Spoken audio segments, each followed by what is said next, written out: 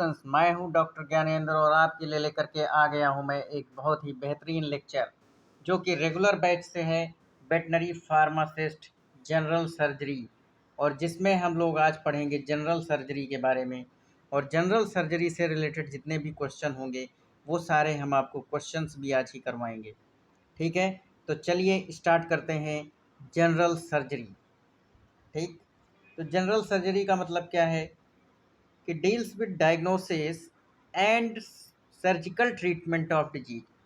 किसी भी बीमारी का जो कि मेडिसिन से ठीक नहीं हो सकती है तो उसकी हम डायग्नोसिस करेंगे और सर्जिकल ट्रीटमेंट करेंगे, ऑपरेशन करके उसको हम ठीक कर देंगे। कोई चोट लग जाए, इंजरी हो जाए, एबनॉर्मेलिटी हो जाए एनिमल के अंदर, तब हम जनरल सर्जरी में जाते हैं। ठीक है, इसके बाद आ जाइए asepsis. What is the asepsis?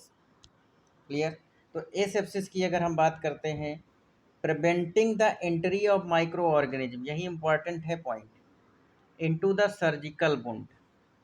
ठीक है, तो सर्जिकल वुंड में एंट्री को हम प्रिवेंट करते हैं किसी भी माइक्रो ऑर्गेनिज्म की, that is called asepsis. Antisepsis की अगर हम बात करते हैं, इट इज़ द डिस्ट्रक्शन और inhibition of micro organisms on living tissue.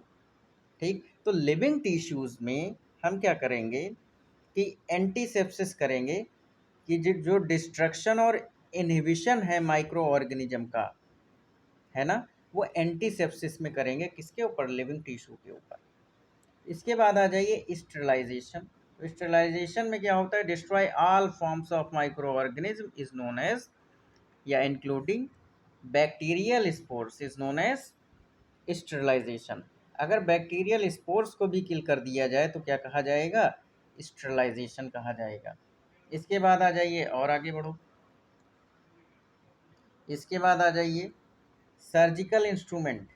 Common surgical instrument जो होते हैं, स्कैल्पेल है, सीजर है, फॉर्सिप है, निडल होल्डर है, रिट्रैक्टर, सर्जिकल नीडल्स हो गई, ये सब क्या है? सर्जिकल इंस्ट्रूमेंट होते हैं जो कॉमन होते हैं, जनरल सर्जिकल इंस्ट्रूमेंट में आते हैं सब। ठीक है, वुंड की अगर बात करते हैं तो break the integrity of skin या अदर टिश्यू। किसी भी टिश्यू की अगर इंटीग्रिटी, कॉन्टिन्यूटी ब्रेक हो रही है तो उसे हम क्या कहेंगे? वुंड कहेंगे। वुंड हीलिंग की अगर बात करते हैं तो इसमें 3 स्टेप होते हैं। एक तो इन्फ्लेमेशन होता है, उसके बाद नया टिश्यू बनता है, फिर रिमॉडलिंग हो जाती है। ठीक, तो रिमॉडलिंग को हम लोग फ्रैक्चर में अच्छे से सीखेंगे। इन्फ्लेमेशन का मतलब होता है इन्फिल्ट्रेशन ऑफ इन्फ्लेमेटरी सेल्स, तो उससे वो कार्डिनल साइंस आ जाते हैं और फॉर्मेशन हो जाता है नए टिश्यू का, तो वहाँ पे वुंड हीलिंग होती है। तो पूरा वुंड हीलिंग का एक टॉपिक है जो पैथो में आपको समझाया जाएगा। हेमरेज की अगर हम बात करते हैं तो हेमरेज क्या है? Means excessive loss of blood from the blood vessel. तो कोई भी अगर नस है वो रप्चर हो जाए तो उससे क्या हो गया? ब्लड खूब सारा बाहर फैल गया, इसी को क्या कहोगे? हेमरेज कहोगे। हीमोस्टेसिस, स्टेसिस का मतलब रोकना, किसे रोकना? हीमो मतलब ब्लड को। Is the process by which bleeding is stop. तो ब्लीडिंग को रोकना है तो आप क्या करेंगे? हीमोस्टेसिस कराएंगे। तो बहुत सारे मेथड होते हैं, सारे हम बताएंगे आपको। ठीक है, इसके बाद आ जाओ एब्सेस पे। तो एब्सेस क्या है? एब्सेस का मतलब सिंपली क्या है? हो गया फोड़ा, हो गया, है ना। तो जो फोड़ा होता है उसी को एब्सेस कहते हैं। It is localised collection of pus within the tissue. तो टिश्यू के अंदर अगर पस इकट्ठा हो जाए एक ही जगह पे, कहीं पे टिश्यू के अंदर, तो उसे क्या कहेंगे? एब्सेस कहेंगे। अगर हम सिस्ट की बात करते हैं, सिस्ट इज क्लोज्ड सैक या cavity containing fluid, semi solid या अदर मटेरियल।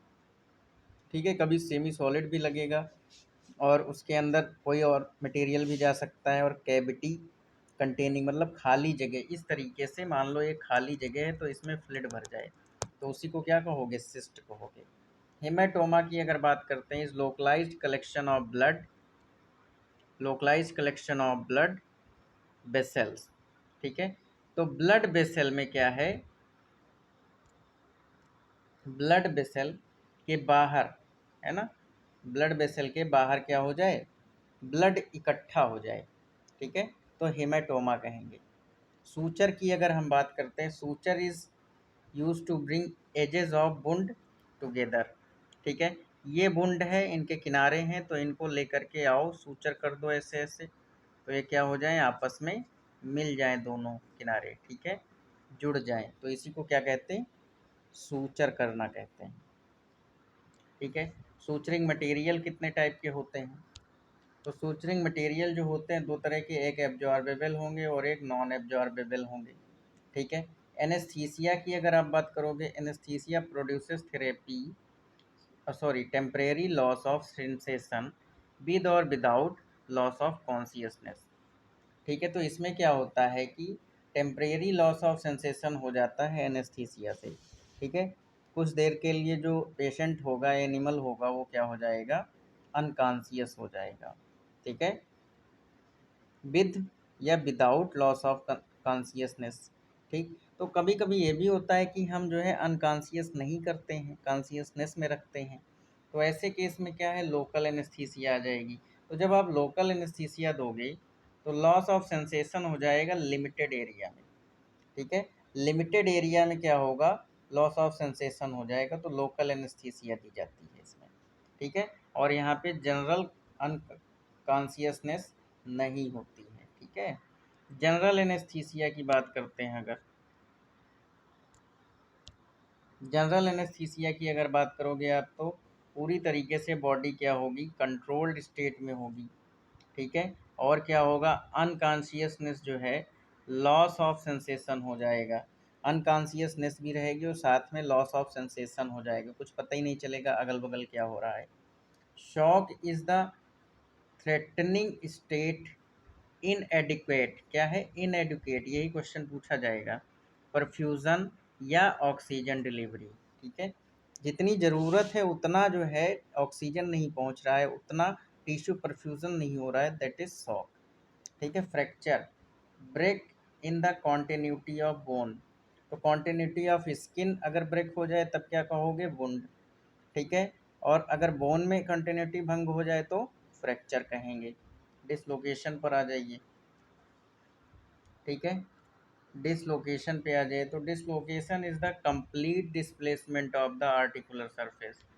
ठीक है, ये मान लो ज्वाइंट है, तो यहाँ से ये जो है ज्वाइंट क्या करे, उखड़ जाए, है ना, इसी को कहते हैं डिसलोकेशन हो जाना, ज्वाइंट डिसलोकेट हो जाना।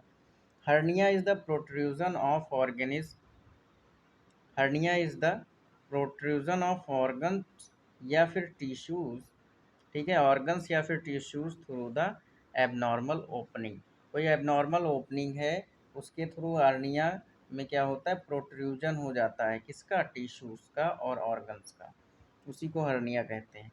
कैस्ट्रेशन जो है, सर्जिकल रिमूवल या फंक्शनल डिस्ट्रक्शन ऑफ टेस्टिस, तो टेस्टिस का जो है काम बंद कर दो या फिर सर्जिकल रिमूवल कर दो, तो कैस्ट्रेशन कहलाता है, बंधियाकरण। फिर tumour is an abnormal mass of tissue resulting from the uncontrolled, ये आता है, अनकंट्रोल्ड ग्रोथ या एक्सेसिव सेल ग्रोथ, या फिर एबनॉर्मल मास बन जाना, तो ट्यूमर होता है। और ये वो ट्यूमर अलग है, वहाँ स्वेलिंग होती, यहाँ पे ट्यूमर है। पोस्ट ऑपरेटिव केयर की अगर हम बात करते हैं तो क्या होगा, includes monitoring, wound care, pain control, hygiene, prevention and complications. तो इतना हमें सर्जरी में डिटेल में सब कुछ पढ़ना है, तो धीरे धीरे करके हम सारी चीज़ें कवर करेंगे, कोशिश करेंगे 4 लेक्चर में हमारी सर्जरी कंप्लीट हो जाए। ठीक है, जो आपके सिलेबस में दी गई है, यूपी ट्रिपल एस सी पेट के। ठीक है, तो यहाँ पे कुछ जो है वन लाइनर पॉइंट्स दिए गए हैं, तो इनको आप लोग जो है देख लीजिएगा बहुत अच्छे से, है ना, ये बहुत इंपॉर्टेंट पॉइंट्स हैं, तो इनको आप लोग अच्छे से देख लीजिएगा। ये और हमने जो पढ़ा दिया है ये वही सब है। ठीक है, तो इनको आप लोग कर लीजिएगा। 499 रुपीज़ का कोर्स है, इसको ज्वाइन कीजिए और सिलेक्शन लीजिए इसी साल। Wish you all the best students, thank you. ठीक है, हमने जैसा कि कहा था कि आप लोगों को हम जो है क्वेश्चंस भी कराएंगे, तो जल्दी से चलते हैं क्वेश्चंस भी करा देते हैं। ठीक, तो अब हम चलते हैं क्वेश्चन वाली पीडीएफ पे और जल्दी से हम आपके क्वेश्चंस करवा देते हैं। ठीक है, तो ये क्वेश्चन की पीडीएफ ओपन हो गई और आ जाइए क्वेश्चंस पे।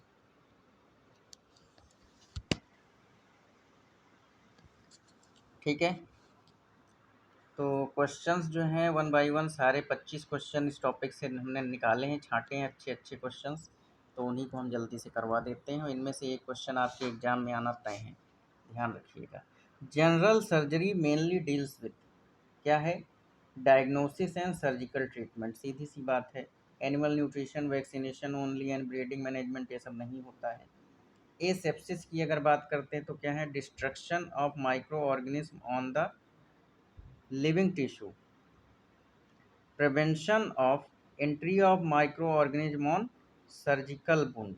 ठीक है, तो ये होता है एसेप्सिस। इसके बाद आगे चलते हैं, एंटीसेप्सिस। एंटीसेप्सिस का क्या है, डिस्ट्रक्शन, ठीक है, डिस्ट्रक्शन या inhibition of micro organism on living tissue, ठीक है, which process destroy all forms of micro organism including bacterial spores. तो इसमें क्या है, स्टरलाइजेशन हो जाएगा, सीधी सी बात है, जहाँ कहीं बैक्टीरियल स्पोर आ जाए बस स्टरलाइजेशन की बात आ जाएगी। ठीक है, ये देख लो। इसके बाद क्या है, which instrument is primarily used for cutting tissue, तो यहाँ पे स्कैल्पेल होता है। ठीक है, इसके बाद जो वुंड इज डिफाइंड एज, तो वुंड क्या है, ब्रेक इन कॉन्टिन्यूटी हमने बोला था स्किन और अदर टिश्यू। ठीक है, तो ये हो जाएगा। इसके बाद क्या है, which is the component of wound healing, wound healing का कंपोनेंट क्या हो सकता है, तो ये तीनों हैं यहाँ पे, है ना, तो ऑल ऑफ द एबव हो जाएगा, डी आंसर सही। Excessive loss of blood from the vessel is called, haemorrhage हो जाएगा, है ना, ब्लड लॉस हो रहा है तो हेमरेज हो गया। इसके बाद आ जाओ, हीमोस्टेसिस क्या है, हीमोस्टेसिस की बात करते हैं, स्टेसिस का मतलब रोक देना, तो स्टॉप ब्लीडिंग। एन एप्सिस क्या है, एप्सिस में पस बन जाता है, इसके अलावा किसी में पस नहीं लिखा है, तो ये सही। ठीक है, बी आंसर। इसके बाद है close sac containing fluid fit semi solid material is called, सीधी सी बात है, सिस्ट है, हमने पढ़ा रखा है अभी जस्ट थोड़ी देर पहले। इसके बाद आ जाओ, localise collection of blood outside blood vessel is known as, या कॉल्ड, क्या कहेंगे, localise collection of blood outside the blood vessel, outside the blood vessel, haematoma, है ना। इसके बाद आ जाओ, the main purpose of suture is to, main purpose of suture is to bring wound edge together, किनारों को हमें साथ में लेके आना है। ठीक है, इसके बाद आ जाओ, सूचर मटेरियल में भी क्लासीफाइड एज, सूचर मटेरियल में भी क्लासीफाइड एज, क्या हो जाएगा, सूचर मटेरियल में भी classified as absorbable and non absorbable, है ना, दो तरह के सूचर लगाए जाते हैं। एनेस्थीसिया की अगर आप बात करोगे तब क्या हो जाएगा, एनेस्थीसिया में क्या होता है, टेम्परेरी लॉस ऑफ सेंसेशन होगा, है ना, परमानेंट करोगे तो टपक जाएगा मरीज। Local anaesthesia produces loss of sensation, है ना, इन ए लिमिटेड एरिया, है ना, एक एरिया है, ये पूरा जो है आपका हाथ मान लो, ये हैंड है ना, तो पूरा नहीं, इस एरिया में लगाओगे तो केवल इतना एरिया ही सुन्न करेगा। ठीक है, डिसेंसिटाइज होगा। इसके बाद आ जाओ, जनरल एनेस्थीसिया, है ना, controlled unconscious with loss of sensation, तो ये आंसर इसका सही हो जाएगा, है ना। इसके बाद आ जाओ, shock is characterized by, shock जो है कैसे लगता है, shock is characterized by adequate tissue perfusion, inadequate tissue perfusion with oxygen. ठीक है, इसके बाद आ जाओ, a break in the continuity of bone fracture होता है, सीधी सी बात है। Complete displacement of articular surface of the joint is called dislocation. ठीक है, इसके बाद आ जाओ, आंसर बी उसका सही हो गया। इसके बाद क्या है, प्रोट्रूजन ऑफ एन ऑर्गन और टिश्यू थ्रू एन एब नॉर्मल ओपनिंग इज कॉल्ड, है ना, प्रोट्रूजन की बात है तो हर्निया है। ठीक है, कैस्ट्रेशन इन्वॉल्व्स, कैस्ट्रेशन किस में इन्वॉल्व होता है, रिमूवल और functional destruction of testis, castration testis और किसी में तो है नहीं, देखो।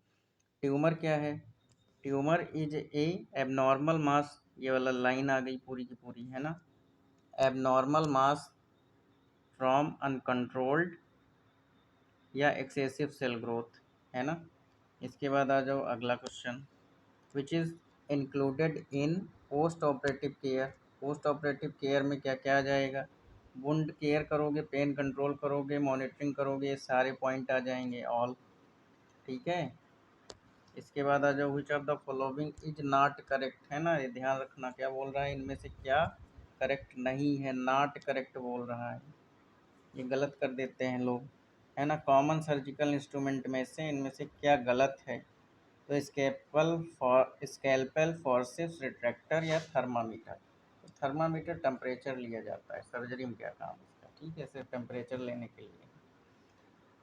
तो अब बताओ, 500 रुपीज़, 499 रुपीज़, ठीक है, 499 रुपीज़ में हम आपको कोर्स दे रहे हैं, इतना सब कुछ दे रहे हैं, उसके बाद भी तुम लोग कोर्स नहीं ले रहे हो, गलत बात है ना।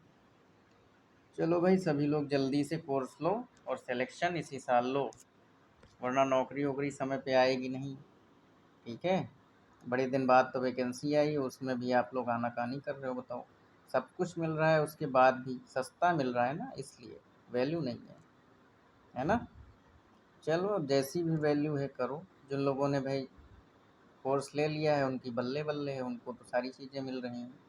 ये आपको वीडियो आज लास्ट मिल रहा है इस तरीके से कि क्वेश्चन भी आंसर मिल रहे हैं, उसके बाद आपको क्वेश्चंस के आंसर नहीं मिलेंगे। ठीक है, wish you all the best students, thank you.